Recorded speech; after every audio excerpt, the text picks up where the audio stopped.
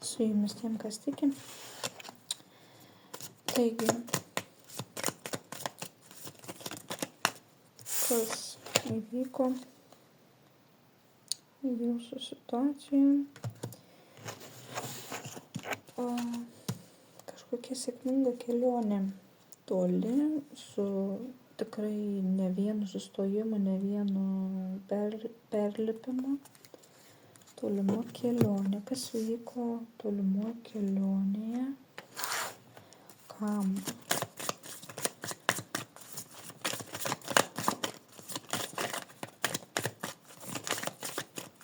Kas vyko į tolimą kelionę? Kas vyks tolimą kelionę?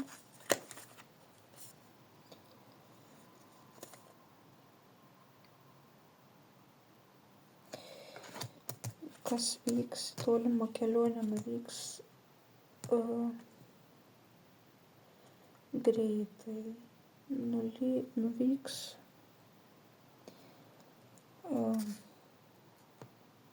ta kelionė nebus tokia ilga galbūt. Jie nuvyks, galbūt neturėsite nuotaikos toj kelionė, bet jie pasitaisys toj kelionė. Kelionė bus kaip ir spontaniška, kaip ir nelabai. Jeigu planuojate kelionę, tai jinai bus sėkminga. Viskas pavyks, apie ką jūs galvojate.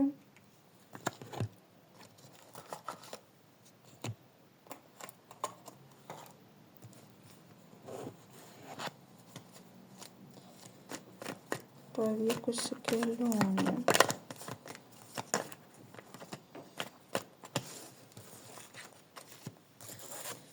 Pavykusi kelionė.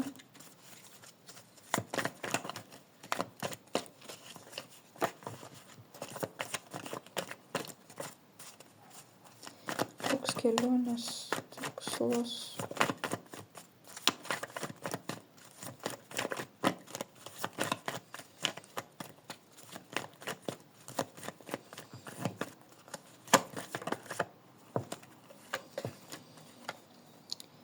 Kelionės tikslas galbūt atsigauti nuo kažkokių tai permainų gyvenime, kur buvo nusivylimas, kur buvo kažkokie tai nesmagus įvykiai, būt labai nusivylę, palaužti. Kažkokie galbūt materialinė prasme jums nelabai pasisekė. Dėl to planuojate užsidirbti galbūt kitoj šaly arba kitam darbe, susirasti naują vietą, kur galėtumėt pradėti viską iš naujo. Ar tai vyks? Bet vėl tas pats. Jums skauda galva dėl pinigų, kažkokių resursų mažai turite. Klausytis teks kažkokio tai artimo žmogaus, kuris jau perėjęs daug. Turi galbūt patirties. Jūs esate galbūt vaikas. Nelabai norite jūs su tuo žmogum bendrauti, bet teks.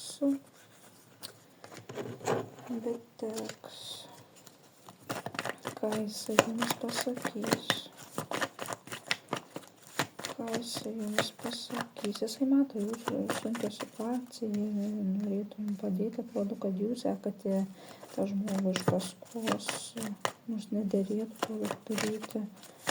Galbūt yra ir pykčio, ir nesutarimų, bet vis tiek laikotės kartu kažkodėl.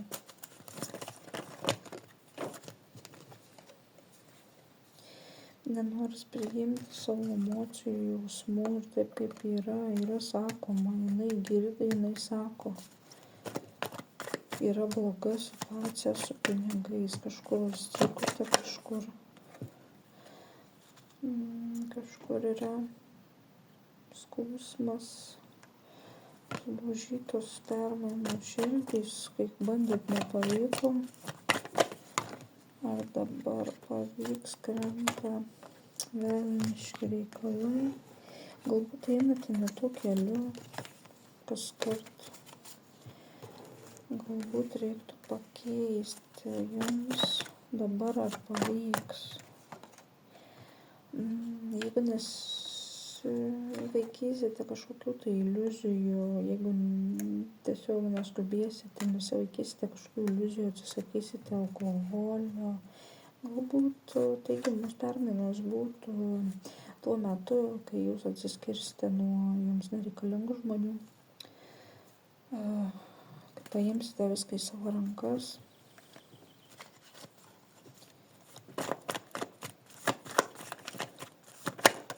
Ką reiktų žinoti, praeities įvykiai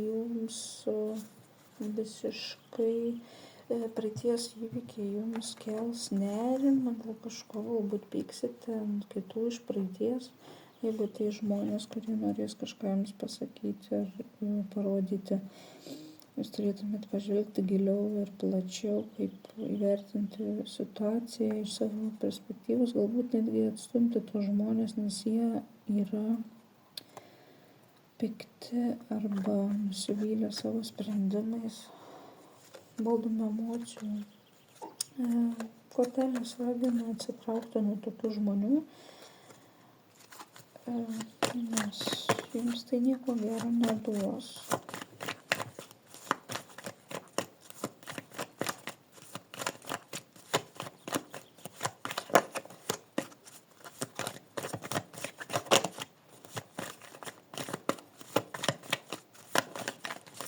Kas būtų aktualu, nestovėti ilgai vietoje, galbūt esate šiek tiek pasimetęs, užstrigęs, vaikiškai galvojate, kad kažko ginatės, kažkoks yra sustojimas, bet jisai yra galbūt tam, kad pailsėti, išnaudokite šią progą pailsėti, poilsiui kažkokiam, ar tai išvykite į gamtą, pabūkite su savimi, aplankykite gerus draugus, bet nesivelkite į didesnės diskusijas, nes jūsų kelias yra žinomas ir jums nereikėtų dvejoti. Permainos tikrai bus geros, laukia jums sėkmė. Jeigu ryšitės, neapgaudinėti savęs vėl. Kažkokius dalykus turėtumėte permastyti galbūt. Nes kažkas jums neduoda vis ramybės, kur tikrai dirbate, sukate galvą, galbūt kažkas buvo jūs apgavę darbo galbūt srityje.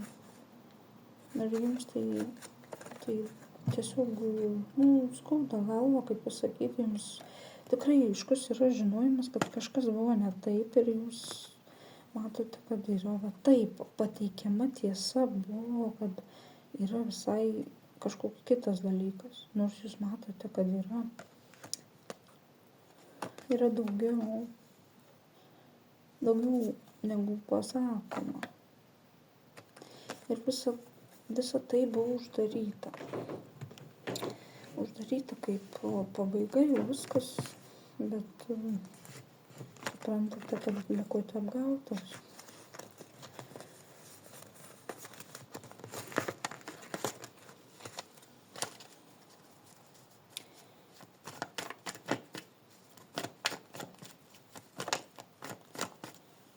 Kas jiems, kas čia apgavo, kas iš jų perspektyvos yra. Jie bijo dabar, kad jūs sužinosite kažką tai, arba kažkas susiduos. Ar čia yra žmonių, kurie gali jums teikti informaciją. Taip. Yra netgi 2 žmonės, kurie galėtų jums teikti informaciją apie tą žmogų, kuris galbūt atgavo jūs. Jisai bijo iš tikrųjų kalbų kažkokių tai. Kodėl elgėsi nesąžiningai? Kodėl elgėsi nesąžiningai? Pažiūrėkime, kodėl elgėsi tas žmogus nesąžiningai.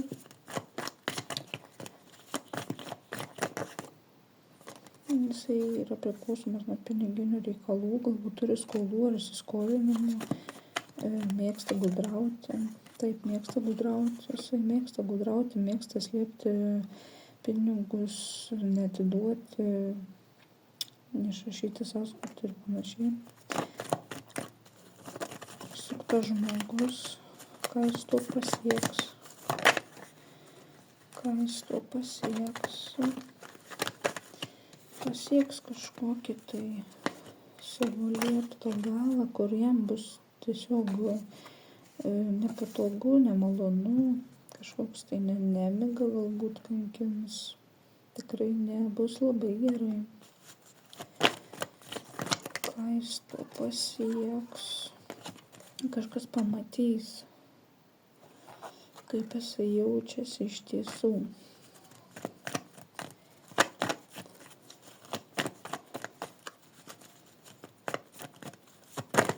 Ką jums dėrėtų daryti? Ką jums dėrėtų daryti? Žiūrėkime, ką jums daryti.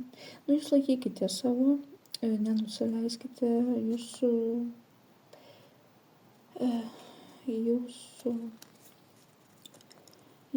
rankose yra kaip svarstyklės. Jūs galite pasverti už prieš, kovoti su to žmogum, nekovoti, palikti jį ramybėje ir panašiai. Tiesa jau yra aiški, kad jisai tikrai yra nemalonus žmogus, su kuriuo nelabai galima susibendrauti. Bet, jūs žinote, kur yra tiesa. Geriau sutarti draugiškai, nesipykti, o galbūt ir palikti visą tą situaciją, kad jisai, kaip pasakyti, jisai įsidalins pats savo resursus ir neturės pats kaip apsiginti nuo savo jausmų, nuo savo emocinių dalykų. Tiesiog privers gyvenimas taip, kad bus sunku ir atsimins jisai tą dalyką. Kai buvo apgauta, nebežinos, iš kur paimti greitai resursų. Jam reikės kažkokių greitų pinigų ir jisai neturės galimybės jų gauti ir tada bus jisai kreipsis į šeimą. Tada skolinsis šeimos, galbūt nelabai galės padėti jie.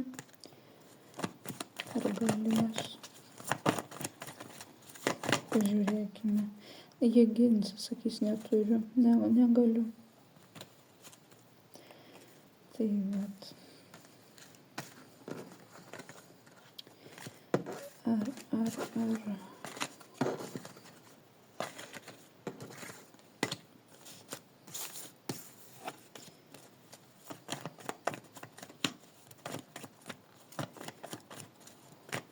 Dar jums yra ko baimintis dėl šio žmogaus. Jisai gali toliau bandyti jūs apsukti dėl pinigų, jeigu eisit į bendravimą. Ką dar gali padaryti? Ar yra daugiau žmonių? Jis gali skubinti įvykius. Ar yra daugiau žmonių? Jis gali skubinti įvykius, bijodamas prarasti kažkokią tai kontrolę prieš jūs. Jaučiasi nugalėtoju.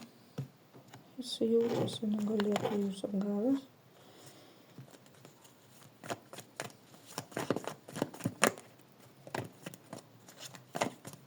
Ar yra dar žmonių, kurie būtų jo pusėje? Pažiūrėkime, ar yra dar žmonių. Nėra. Jisai galbūt ieško bendraminčių, bando nuteikinėti prieš jūs kažką, tai pasakoja netikras istorijas, bet žmonės nesutinka su tuo, jie turi savo nuomonę.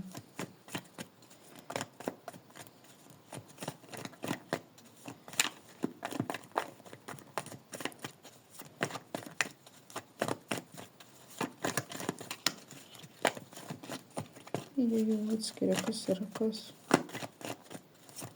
Jam nieko nelieka, jis tiesiog šnipštas būna. Iš jo tų versijų visų, kaip jisai pakeičia, viską manevruoja ir panašiai, tai, jisai tiesiog rodo kaip piktą žmogų ir nežinanti, ką pasakyti. Jo žodis tipo lemtingas, bet jo nesiklauso, nes tai yra praeities žmogus, kuris yra sustojęs savo gyvenime. Jisai nieko neveikia, jisai galbūt kažką ten ir daro, bet jisai labiau atsisukęs į praeitį. Jisai užstrigęs savo mintimis praeitį. Tai tiek ir laikosi savo 4 monetų, kurios rodo kontrolę, visišką kontrolę. Jisai negali pajudėti iš vietos ir laikosi iš paskutiniųjų savo pinigų ir tai kažkokių tai dalykų, ko jisai ten tiki. Jeigu buvo įdomu, su jumis tiem, kas tiki, galite klausti asmeninių klausimų tarotiem, kas tiki, @tarimal.com. Galiu atsakyti jūsų klausimus.